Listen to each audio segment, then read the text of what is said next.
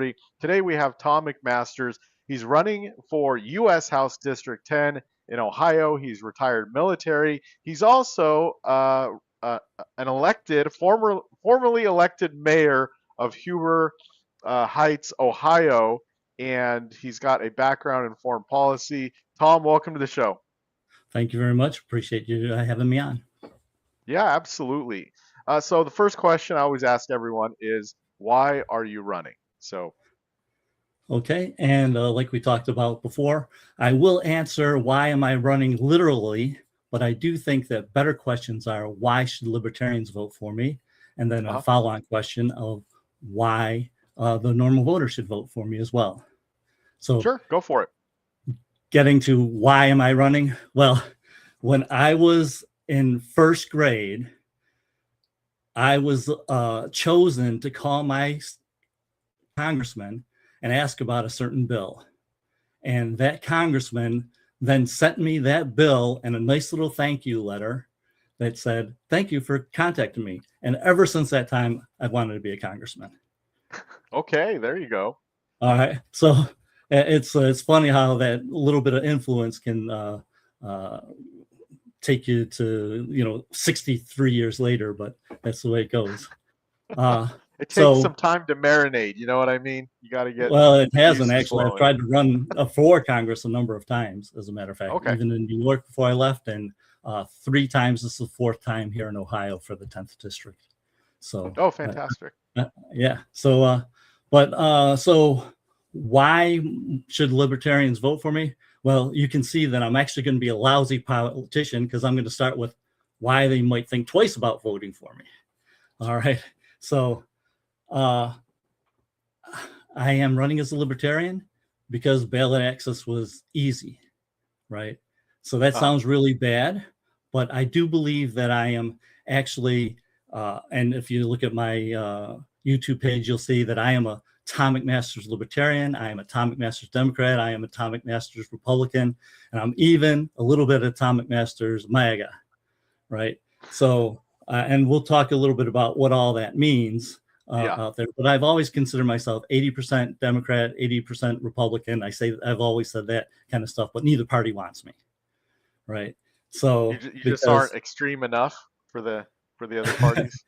Well, that's actually how I'm running, right? I am running as somebody that will take the best of all the parties and incorporate that into the policy that we have right here. So why might a libertarian not think about that? Well, a lot of the things that they talk about, I actually may not agree with. You'll hear a lot of people say, hey, we should need to go to the gold standard. And hey, we don't like fiat money. But actually, I embrace the US being a fiat money, and it should be the money of the world, and we should try to keep it there. All right. So I'll go into a lot of articles like that kind of stuff. But, that's kind of different than that. And then I was listening to your interview with Mr. Mills the other day, and you talked about property taxes being voluntary, right? And I listened to that, and it says, how could that possibly work, right? And we can get into that discussion some other time. But what I think about, when it comes to mind is, your Tennessee Valley Authority back in the 30s and 40s was set up so that farmers could get electricity. They wouldn't let the electric companies go where they could make the most money. They made it so that farmers could get electricity, forced on those companies like that. But, we learned in high school that is why we ended up being the greatest farming country in the world, was because we made these companies not go what was in their best interest like that, right? So, and that's kind of like, when we talk about property taxes being voluntary, right? If you had all roads, toll roads, and things like that. So, we need to talk about nuances for what's voluntary and what's not voluntary, and what things are worth. So are you saying that the government basically forced the electrical companies to provide electricity to everyone, right? Yeah, right. Because the electricity companies would have never run lines out to farms, right? Because they made a lot of money in the cities, but they weren't going to make it to the farm. So, that's basically what happened. And then the farmers with electricity, we're able to be the greatest farming nation in the world. Mhm. Right. Interesting. Okay. And that's what we learned in high school anyway. I don't know what they're telling them now, but that's what we learned in high school. All right. But okay, so how libertarian am I, right? Well, I don't like traffic cams, right? Mhm. I don't think that the government should get around surveillance laws or surveillance things because they have private companies doing it, and then they can force the private companies. I don't think that it's right that they can say, AT&T, you have to do all this, and then without warrants or anything, just come up there and tell them that they have to provide that. Right? That's just like having surveillance. Yeah. Have you So seen the recently with the Ring cameras and the local police departments requiring, access to Ring cameras and things right, like that? Yeah. right. Right. And there's nuances to all that too, because I like the fact that they can catch criminals, but I just Sure. don't think that that's the kind of surveillance that we need here in the company or our country. And Yeah, and the thing is getting permission, right, which is voluntary. Let's say your neighbor across the street heard their house got broken into, or there was an assault or a murder down the Mhm. road, and they're asking you for footage from your ring cam to identify the vehicle or identify the person or that. Yep. I'd be like, yeah, absolutely. Here you go. Yep. You can have the footage. Good to go. Yeah, let's get this guy that is obviously infringing on someone else's rights, one of your neighbors. Let's figure out who it is. Get him off the street. Yep. Right. So, yep. Yep. So like that. And, I generally believe smaller government is better. Mhm. Lesser taxes is better. Right. It's a general belief. And if you talk to me long enough, you'll see that I don't hang on to general beliefs, but I do take that as the going in premise. Right. Private industry, private decisions are usually better than the government's like there. So, and then I'm non-aggressive in foreign policies. Yeah. Right there. So, Even though I've spent my whole life in the military and stuff like that, I do not believe that needs to be the go-to way to get what we need to accomplish. gotcha. Yeah, very much like Ron Paul, uh, Ron Paul type foreign policy. And I Yep. think, I mean, and when he was running for president, he got more donations than all of the other candidates combined, right? oh yeah. So there's a lot of service members that agree with you, that agree with that non-interventionist type foreign policy. Yep. Yeah. I mean, I believe in a strong military, but I don't believe that that's the go-to. This is what we have to do all the time. I mean, it's overused, in my opinion, like that. All right. So then after that is why would the normal voters vote for me? And of course, I have to start again with, well, why might they not? Right? Just because I am a lousy politician, and that's it. I'm a lousy politician, right? When I heard Bernie Sanders say, "We don't care about your emails" on his debate, right? That goes to me because I didn't care about her emails, but I knew that he had lost his primary bid to be president at that time because there's so many people that grasp onto that kind of thing, right? And I'm going to make that same mistake.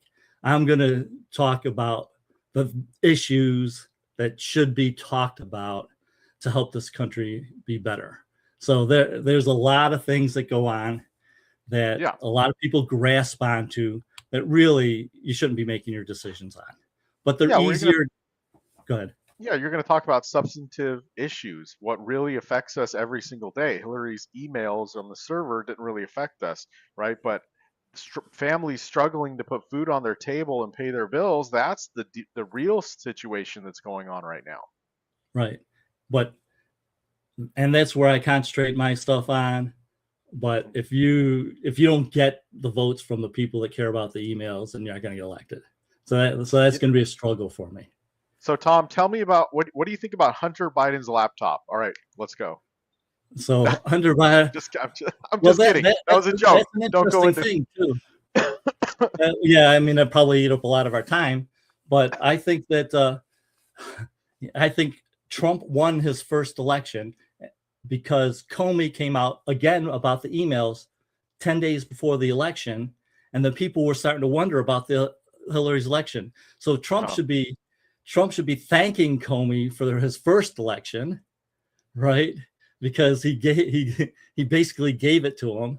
But then the Hunter Biden thing, I think that Giuliani had that for 6 months beforehand, and he tried to hold it for October surprise.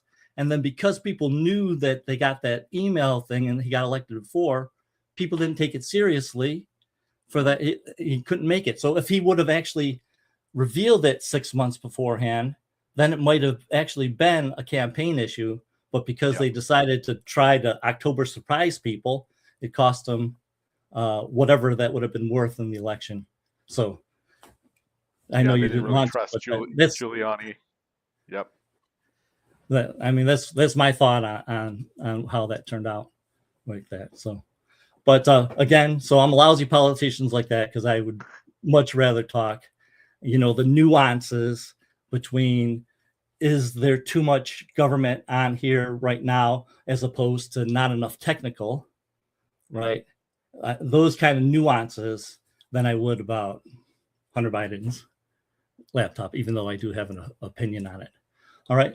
And the other thing is I kind of am an independent. When I got too independent, right? Mm-hmm. When I got elected mayor, it was because I practically talked to all 40,000 people in there by myself. Now, there are other things that went on that had to help me, but it was basically me doing all the work, right? And I can't do all the work to get elected to Congress, right? So I need people to help me out and be able to inspire people to say, hey, Tom makes enough sense that we want to make these phone calls, or we want to hand out cards, or we want to tell our neighbors, or we want to share his posts and stuff like that, right? So absolutely. I think making some really good content, making some more videos, short reels, right? So people can share them easily on issues that matter, 30-second, 60-second, those things, because the average American, the general public, has a very short attention span, unfortunately. So I have adopted the 30-second reel and stuff like that, and I'm doing more of them like that. But fundamentally, I've always criticized our current congressmen and other politicians because they don't have the long videos and the long explanations over there.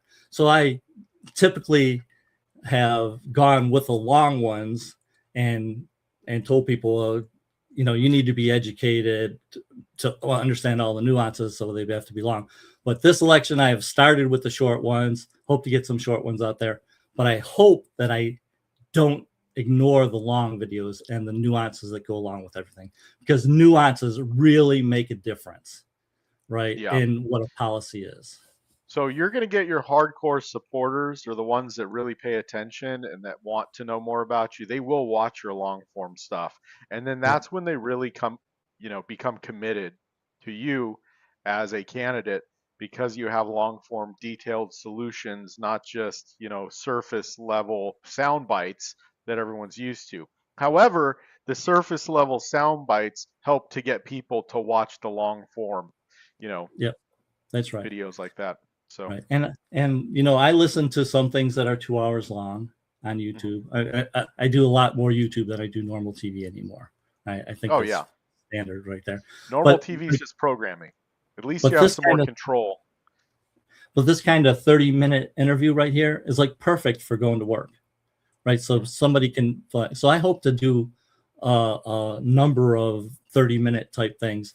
But this is live stream, but when you try to do stuff, especially if you have trouble making sentences and you want it to be perfect, it takes a long time to do a 30-minute video. In fact, if you do a 2-minute video correct, it could take you 2 hours or 3 hours. It's just a pain, right? I'll teach you how to do it in one take. All right. Well, that'll be good. You got something hard to work with, so it'll be great. Like that. So what are some other issues that you care about that you're going to, promote in your campaign, and hopefully people pay attention to or get educated on? Well, so one of the key things that I hope that people understand, right, is that I'm going to make the decision based on what will lead to the best standard of living for the most people. So that's not dependent on whether it's Republican, Democrat, Libertarian, or whatever. So somehow I have to convince people that, I have that capability to understand the nuances and stuff. And then, you have to be able to get people to want that. So, I do say, hey, I'm 80% Democrat, I'm 80% Republican, I'm 80% Libertarian, right? And how's that work for like property taxes and property rights? So we had that discussion earlier, right? So what do we think for like property taxes? Could we do away with them here in Ohio? So I'm not particularly keen on that idea because I haven't seen how they're going to replace that. So if you believe that, hey, we're just going to starve the government and then we're not going to have any government, I don't agree with that. Now, I do believe that we could get a lot more services for the money that we have, right? And you'll see that in a lot of the I could talk military spending a lot, but I'm not. Go ahead. So, with that said, what if there was a system in place where you could decide how to allocate your property taxes? Where you could allocate, you're not a big fan of whatever program they're running, but you know what, you got potholes all over the streets and there's crime everywhere, and you want to allocate your property taxes to street repair and the police department or the sheriff's department going after crimes with victims, right? Something like that, where you Yeah, have a so choice. that's interesting because I think the best way to do that is just have your property taxes have a expiration, right? Okay. Right. So I'm not for a continuing property tax. Anytime, and even the income tax when I was mayor, right? You could put it in there so it never ends, or you could put it in there for 5 years or 3 years, right? Sunset clause. Yeah. So I always advocate for the 3 years because if you need it still, then people should be able to vote for it. So Yep. that's one way to get where you're going out there. So the question is, Yep. right now, like 66% of our property tax goes to the school. So I was thinking about this because one of the guys that actually is working on my campaign homeschools, right? Yeah. We do So, too. right. So he's spending $3,000 a year and 66%. So about $2,000 a year goes to school, and he's not getting anything from the school. And in my mind, I'm going, well, in the schools, they give opportunities to get into technological things and touch things and like that. But then I was thinking, well, jeepers creepers, $2,000 could go a long way for buying his kids 3D printers and stuff like that, right? So Yeah. if you could somehow make sure that they were spending that money and that thing, well, would I object to it? Right. And I don't think that I would, but how do you set up the system to make sure that that parent is actually spending that money on his kids and his education? Now, Yeah, it'd be like a voucher system. For example, our kids, they're in homeschool karate. That's separate.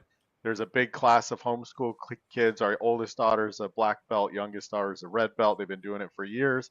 There's homeschool dance, where they're learning stuff in there, and but that's stuff we're having to pay out of our pockets, right? None of right. it's covered, and it's on top of our, property taxes, which I have 3 properties, and it was $13,000. I just sold one and I'm going to sell another one. And I'm just going to cut everything down. But the thing is, it's like we're having to use our own funds and fund the programs in the schools, where here we have very low performing school district. There's suicides, there's bullying, there's all kinds of stuff Yeah. that we're just not interested, and our kids are so much better off and very confident and sure of themselves, and they're not going to get taken advantage of. you know it's a lot different because they were brought up in a different environment, and environment's super important. So And you're definitely correct about that. So there in Washington, do they allow the homeschool kids to take participate in the sports that are offered through the school? Yeah, they can. They can. They do. It's Yep. just that you've chosen to do karate separately than that.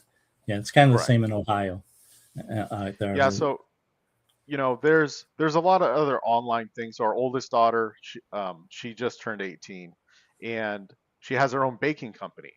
But we signed her up online for this online baking program, and she learned how to bake, and there's someone teaching it, and she did all that, for years. And now she has her own baking company. She's making wedding cakes for the local wedding right, venue, and she's doing all kinds of crazy things, and that's what she wants to do with her life, and she was able to learn that out before she even quote unquote graduated, right? right, So, and now she's graduated, and she was already doing this since she was 15, and she's making money. So right. So, I mean, that's exactly how it should work for parents in school that are really involved with their kids and stuff like that.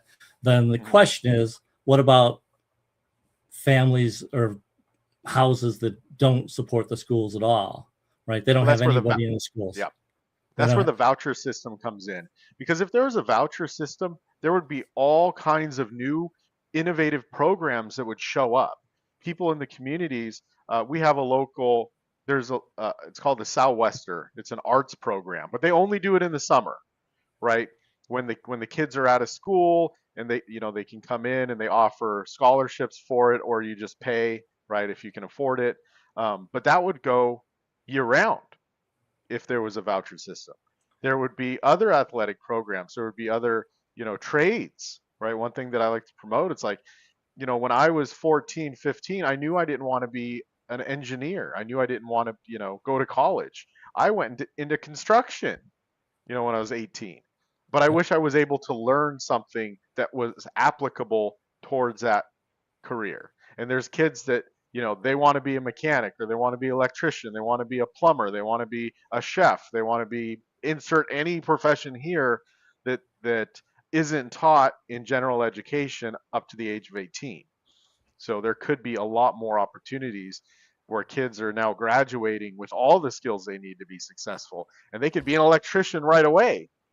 right. Well, So yeah, we have dedicated schools that are, aircraft mechanics, the nursing here that kids can choose to go to uh, as part of the school system in there. I assume they have something similar in Washington as well. We had it in New York as well. so they have some classes, at community college, but there's nothing in general education in high Oh, school. really? Yeah. Okay. Yeah. So we have a certain number of kids from our school go to a different building off, and they learn air conditioning repair and aircraft mechanics and all those kind of things for those kids that know that they want to do it. Oh, cool. Yeah, Yeah. that's awesome. So they have that, even robotic stuff. There's some interesting things that the schools do offer.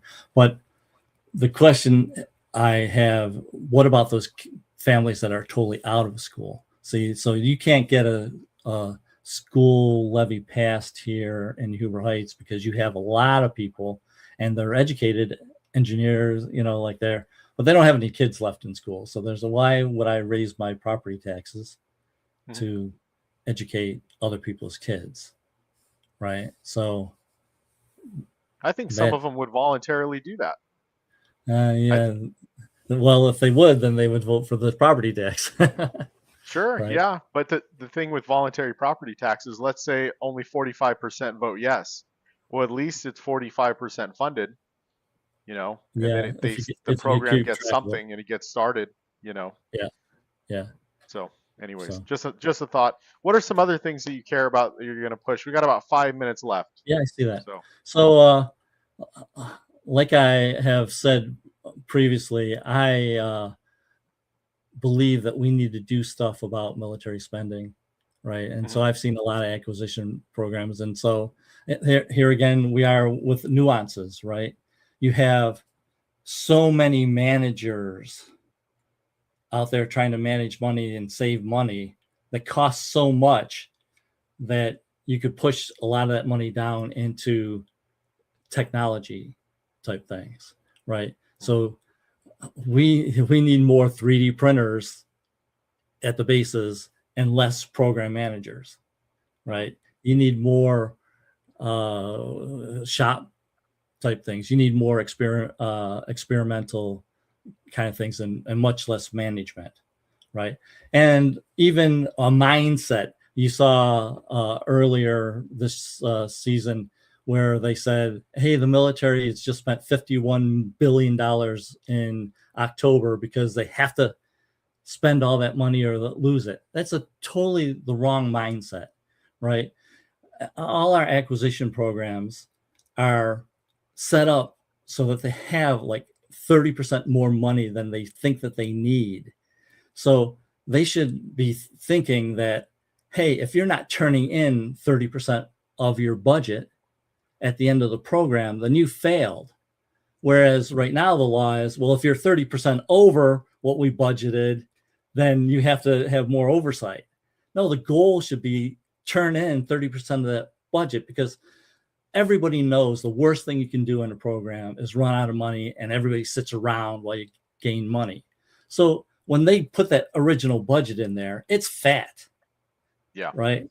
And you need to be having the goal of turning that money in. But the whole mindset of, well, if we turn it back to Congress, they're just going to waste it. So It they just kills me. spend all of it every They single just spend time, all of it. right? And so, people, you get the debate over here. Well, should the military get steak and lobster? Yeah, the military should have steak and lobster, right? But if you need $1.9 million of steak and lobster from January to August, or from October next year to August, but then you need $7.1 million of lobster and steak in the last month, you're doing something wrong, Yeah. right? Well, isn't that a meal that they serve like before people are going into combat, or before a So, mission or something like that? So it's so not like sometimes, every night steak and lobster. well, like I'm saying, it's like there's certainly can't, even if they wanted to give everybody steak and lobster once a month because you're in the military, you deserved it like that. That cost you $1.9 million, or I but I saw pictures of that steak and lobster, and that did not look good. yeah, It looked well, cooked well. but That's not but how you cook a ribeye. the point is, you don't need 3 times as much of it in September because you have extra money left over, right? Correct. Yep, I I've get it. been I've been in organizations that have had 3 smart boards in the closet. I don't know if you know what a smart board is, but they're whiteboards that Mhm. are Wi-Fi enabled and like that, in the closet. Never had a pen on it because in September they had 10,000 extra dollars, and so they had to spend 10,000 extra dollars, and so they bought these things, threw them in the closet, never use them. Right? You got TVs in hallways where there's no possible way people stop and look at them because you got $500 that you don't want to give back to Congress. I'm not in my office today, but I could turn the thing around and you'd see two whiteboards that are the old school whiteboards. I bought them at Home Depot for $10 a piece about 10 years ago. And I keep unscrewing them and moving them to the new place. When I move, put them back up. I've had to paint 2 coats of the whiteboard paint on there just to make them fresh again, right? But why go buy new ones? You could just reuse it. Uh-huh. So you got to be smart with the money. So, So and we didn't get into it though, but energy, right? I think a lot of what you're seeing here in Venezuela and Iran is because of energy. And we have, especially here in Ohio, and I hate to put one party or the other, but Republicans that really want to keep us fossil fuel based. And I'm not fossil fuel against, right? But I think that the energy in the future and what they're trying to fight is that China is on the verge of dominating green energies, solar, wind, uh, even nuclear yeah, energies like that. And energy is what has made us the country to envy, right? Because the dollar does oil, the Yep. dollar like there, and they're just trying to grasp that and hold on to that instead of embracing the energy in the future that would keep us strong, right? Yeah. We need to be able to be energy dominant, and one of those energies is going to be solar, wind, and stuff like that. And so we're throwing Yeah. away a lot of our Well, there's influence when we're just trying to stay in the fossil fuels. there's other experimental ones that aren't people are not even allowed. Thorium, magnetic energy. You're There's all reading my kinds of. thing. Yeah, you're reading my thing. I didn't. I knew that. But so we're already past time. Tom, um, how can someone find you?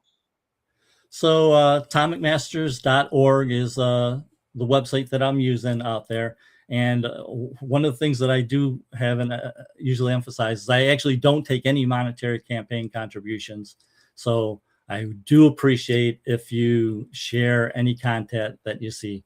All right. I will take all the work that you're willing to put into my campaign, anybody that wants to do it, but I don't take monetary campaign contributions. So definitely appreciate any help that you can get in giving publicity to the campaign. Awesome. Well, thank you so much, Tom. Like he said, you can go to tommcmasters.org to volunteer your time, share his stuff on social media. He's working on updating his website, and he said give all your volunteer or your monetary donations to the Libertarian Leadership Academy. The links are in the description. We'll take the money so we can promote great candidates like Tom. So thank you so much for your time, Tom. Thank you, Mike. I appreciate it.